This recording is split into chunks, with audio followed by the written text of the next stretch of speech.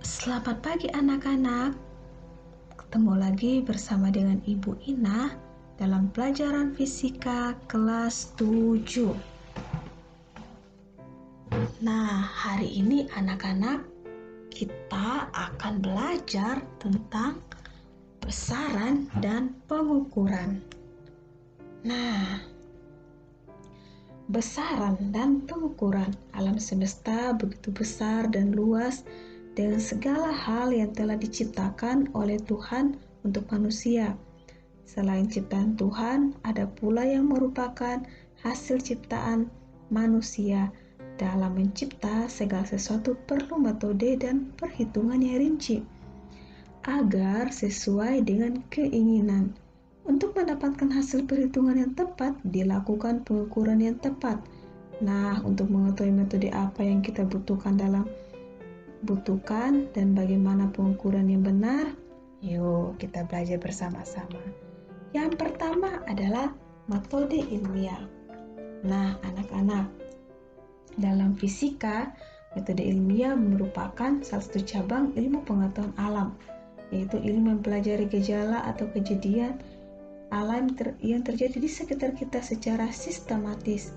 Cara paling cepat dan mudah untuk mempelajari fisika adalah dengan membaca buku-buku, dengan membaca artikel dan jurnal-jurnal. Nah, namun cara itu saja tidak cukup karena ilmu haruslah mencari kebenarannya. Oleh karena itu, perlu dikembangkan sikap kritis. Konsep-konsep sudah ada belum tentu seluruhnya benar, sehingga harus dilakukan pengujian. Nah, metode yang sama dengan para ilmuwan ketika menemukan ilmu pengetahuan yang disebut dengan metode ilmiah. Nah, anak-anak, metode ilmiah memiliki tujuan untuk mendapatkan pengetahuan yang lebih rasional atau masuk akal. Contohnya, ketika ini berkembangnya teori gravitasi bumi atau Isaac Newton. Nah, anak-anak, dalam metode ilmiah ada langkah-langkah yang perlu kita perhatikan. Nah, langkah-langkahnya itu sebagai berikut.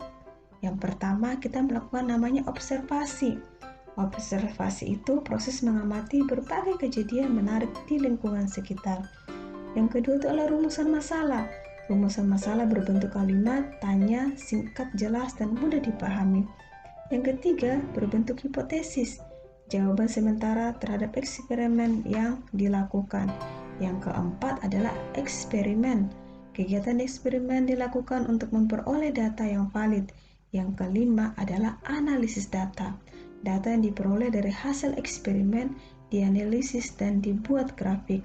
Yang berikutnya, yang terakhir adalah kita membuat kesimpulan.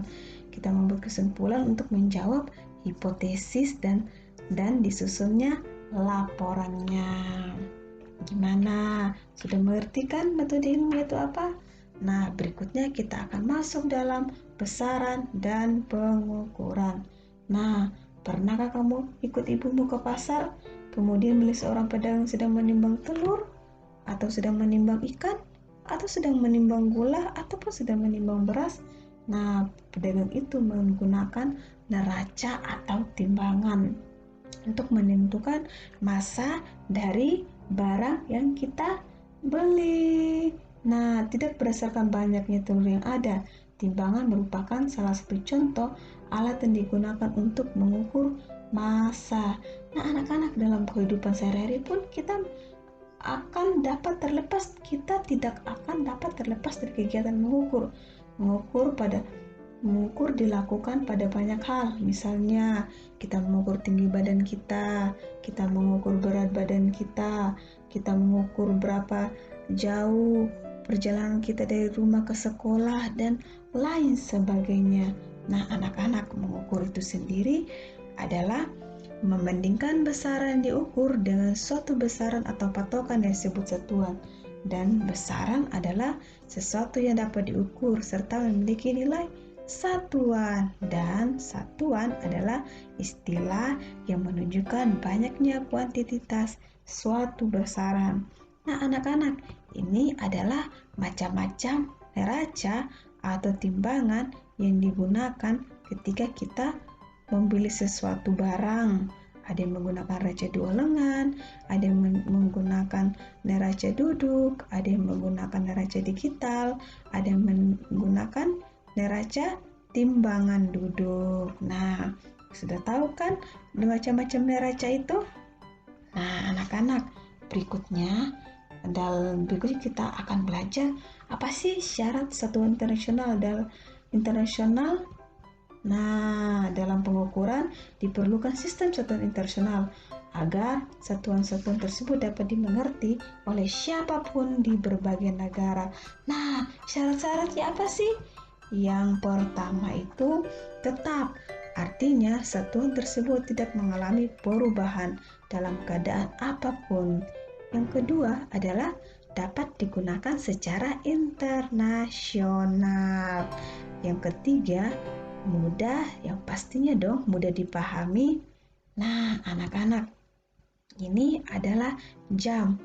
Apakah kamu di rumah mempunyai jam? Nah, coba kita perhatikan bentuk jarum-jarum jam tersebut. Nah, ada jarum sebagai penunjuk menit. Ada juga jarum sebagai penunjuk sekon atau biasa kita sebut dengan detik. Nah, ada juga jarum penunjuk jam. Nah, anak-anak, kita biasanya menyatakan jam atau menit sebagai satuan untuk waktu. Tetapi anak-anak, satuan internasionalnya adalah sekon. Nah, berikutnya kita akan belajar tentang besaran. Nah, besaran itu terdiri dari besaran pokok dan besaran turunan. Nah, anak-anak, besaran pokok itu adalah besaran yang sudah ditetapkan terlebih dahulu dan tidak diturunkan dari besaran lain. Nah, contoh dari besaran pokok adalah ini dia. Besaran pokok itu terdiri dari massa, panjang, waktu, kuat arus, suhu, intensitas cahaya, jumlah zat, dan satuan MKS-nya. MKS itu apa? Meter, kilogram, sekon. Massa, satuan MKS-nya kilogram, satuan CGS-nya itu adalah sentimeter, gram, sekon. Nah, massa satuan MKS-nya kilogram dan satuan CGS-nya gram. Panjang satuan MKS-nya meter dan satuan CGS-nya sentimeter dan seterusnya. Gimana anak-anak? Mulai memahami besaran pokok itu apa? Ingat, besaran pokok adalah besaran yang sudah ditetapkan, sudah dipatenkan terlebih dahulu dan tidak diturunkan dari besaran lain. Yang berikutnya adalah besaran turunan. Nah, anak-anak, besaran turunan adalah besaran yang diturunkan dari satuan atau lebih besar atau lebih besaran satu atau lebih dari besaran pokok. Nah, besaran turunan adalah apa? Besaran yang diturunkan dari satu atau lebih dari besaran pokok. Nah, coba kita lihat contoh besaran turunan itu apa aja. Nah, besaran turunan itu terdiri dari luas, volume, massa jenis, kecepatan, percepatan, gaya, usaha, daya, tekanan, momentum. Nah, penjabaran dari besaran pokok luas, untuk mencari luas kita dapat menggunakan panjang kali lebar, untuk mencari volume kita dapat menggunakan panjang kali lebar kali tinggi. Nah, untuk kecepatan sendiri kita menggunakan perpindahan dibagi waktu. Percepatan itu kecepatan dibagi waktu, gaya, massa dikali percepatan, daya, usaha dibagi waktu, tekanan, gaya dibagi luas, momentum, massa dikali dengan kecepatan. Satuannya secara MKS sudah ditetapkan, M kuadrat, M3 per kubik, kilometer, gram per kubik, meter per kubik. Nah, meter per sekon kuadrat, newton atau kilogram meter per sekon kuadrat, joule atau J, kilometer meter kuadrat per sekon kuadrat. Ada watt, Pascal, dan kilogram. Gimana anak-anak? Mulai ada bayangan apa tuh besaran pokok dan besaran turunan? Nah, anak-anak, kita akan fokus membahas besaran pokok dulu ya. Tapi kita akan lanjut di pertemuan berikutnya. Nah, sekarang Bu Ina akan menjelaskan secara garis besar dari besaran pokok. Nah, anak-anak, besaran yang akan kita bahas adalah panjang, massa, waktu, dan suhu. Nah, panjang itu satuan internasionalnya adalah meter. Dan konversi satuan panjang adalah 1 kilometer sama dengan 1000 meter. 1 inci sama dengan 2,54 cm. 1 mil sama dengan 1,6093 kilometer. 1 kaki sama dengan 12 inci. Nah, panjang itu terdiri dari beberapa, yaitu yang pertama mistar, yang kedua jangka sorong dengan tingkat kelitian jangka sorong adalah 0,1 mm atau 0,01 cm.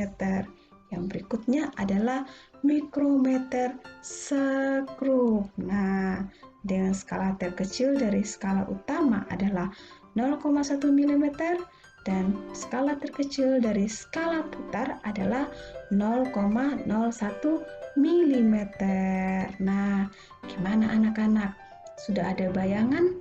Nah, ini besaran pokok panjang, massa, waktu, dan suhu akan kita bahas di pertemuan selanjutnya.